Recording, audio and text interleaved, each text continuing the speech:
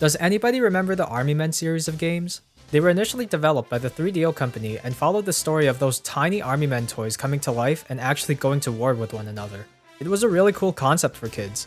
The idea came from the developers wanting to make a strategy army game, but had to deal with strict ratings boards that said no to violence. So instead, they decided to replace real-life army men with toy army men, and it made everybody happy. Pretty smart if you ask me. They were action-packed, kid-friendly, and had a unique storyline with an ever-expanding world that would see multiple sequels for years to come. But what if I told you there was one game in the series that completely stood out against the rest of them? No, not that one, go back a bit. Portal Runner is actually a PS2 spin-off game from the Army Men series, more specifically from the Sarge's Heroes line of games. Despite it being a spin-off, it still followed the events from the game prior, Sarge's Heroes 2. So technically it could have been called Sarge's Heroes 3, but Sergeant Hawk wasn't playable in this game this time. And instead you played as Vicky Grimm, a female reporter traveling through different worlds and shooting things with her bow and arrow. To accommodate for this change of direction, the game was called Portal Runner. It was also called that to sort of mirror the appeal of Tomb Raider. I mean, Tomb Raider, Portal Runner, a little on the nose there. But does that mean it also follows a similar game design as Tomb Raider? Well, let's just start the game and find out. Oh my god! Oh my ears! The game's story follows the events of Army Men Sarge's Heroes 2, with the main villain in that game being captured by the Green Team. In this game, a Blue Nation spy named Bridget Blue feels lonely despite having control over 3 different worlds. Looking for love, she tries to make Sergeant Hawk her king to the many worlds she controls. But the only person that he longs for is Vicky Grimm. The only way Bridget can get with Hawk is if she eliminates Vicky once and for all. And then you're just placed into the game. Just like previous games in this series, your movement is based on tank controls, and strafing is done using the triggers. The right stick helps you move the camera, but it also stays in place and doesn't adjust when you move. It's only useful when you have to platform on moving tiles and have to adjust the camera to see where you land. Which, by the way, is something you have to do a lot. It's not the kind of platforming or navigation you'd see on the Tomb Raider games, because that game made you take your time and think before you did anything risky. But Portal Runner feels more like a traditional 3D platformer, but like in the PS1 era. There's also these gems sprinkled across every level, but the only purpose it serves is to increase your health by 1 point for every 10,000 gems you collect. So really, it's not that useful. But as you get your bearings down and follow Sergeant Hawk through portals, he gets captured in a candy store. The only thing between you and the sergeant is a bunch of mutated gingerbread men. Hi.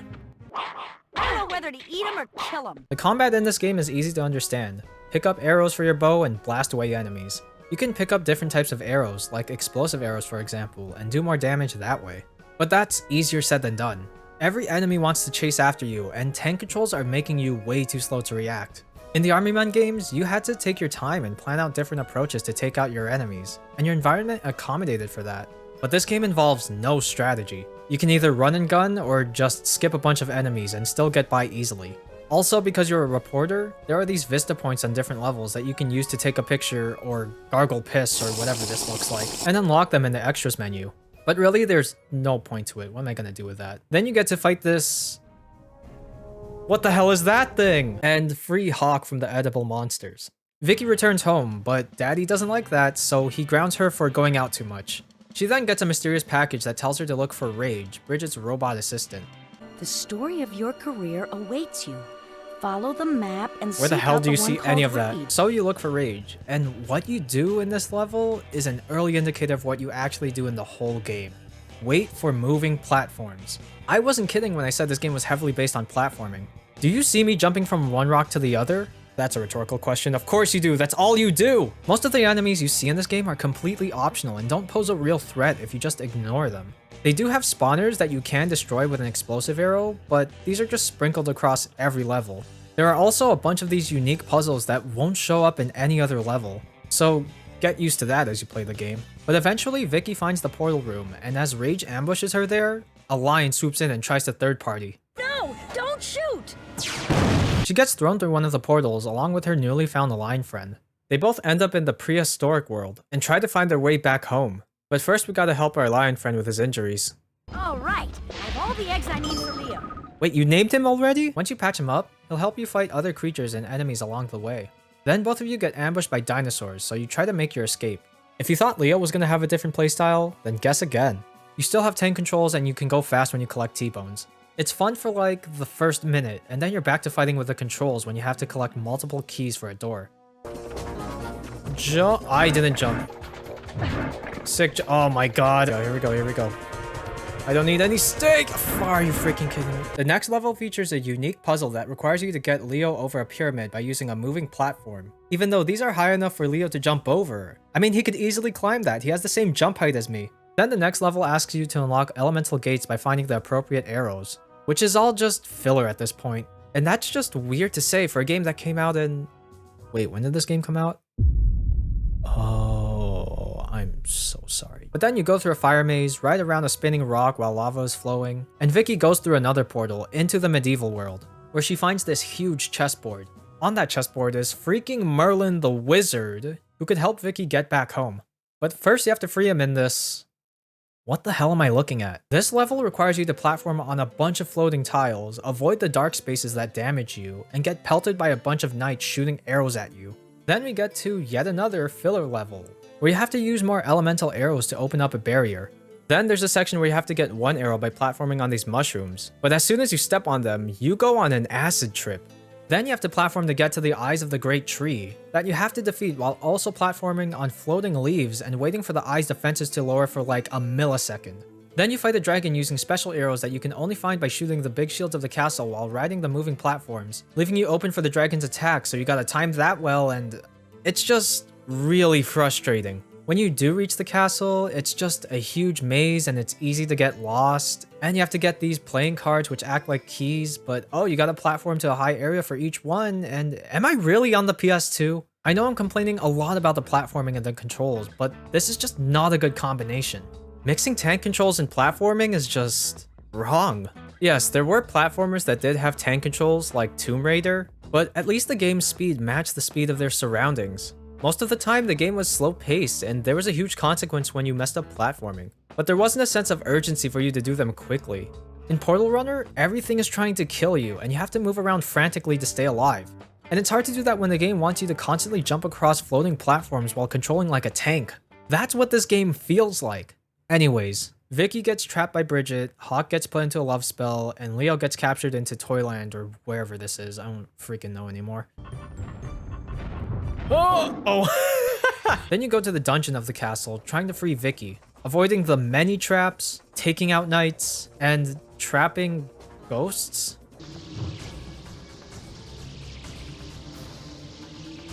Dude, what am I even playing anymore? Then you free Vicky, escape the dungeon by going through a portal that takes you to Space World, and stop the wedding between Bridget and Hawk. Look, Leo, that must be where the wedding is.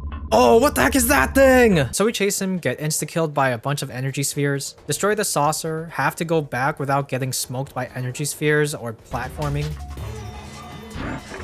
What the? How am I even supposed to have the reaction time for that? Then you ruin the whole wedding. So mission accomplished, right? Well, everybody discovers that the aliens in the space world have taken over their homeworld.